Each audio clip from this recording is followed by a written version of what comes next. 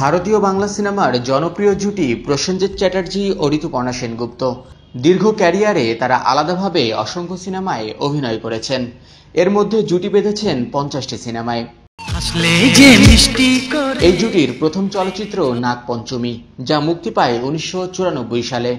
এরপর 2002 সাল পর্যন্ত দাপটের সঙ্গে জুটি বেঁধে অভিনয় করেন।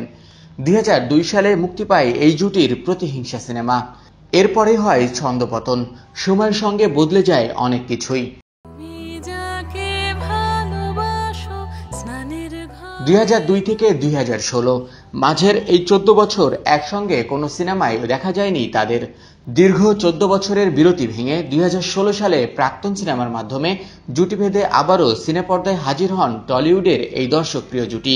সিনেমাটি মুক্তির পর ভূয়সী প্রশংসা কুড়ান তারা। দর্শক হৃদয় আন্দোলিত করে সিনেমাটি। প্রাক্তন মুক্তির পর আরও দুটি সিনেমায় একসঙ্গে অভিনয় করেন প্রসেনজিৎ ও ঋতুপর্ণা।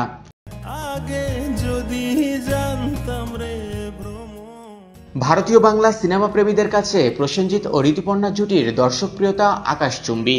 জুটি বেঁধে অভিনয় করছেন 30 বছর। দীর্ঘদিনের গুঞ্জন, ব্যক্তিগত জীবনে এ জুটি প্রেমের সম্পর্কে জড়িয়েছিলেন। সত্যিই কি প্রেম ছিল প্রসেনজিৎ ও ঋতুপর্ণার মধ্যে?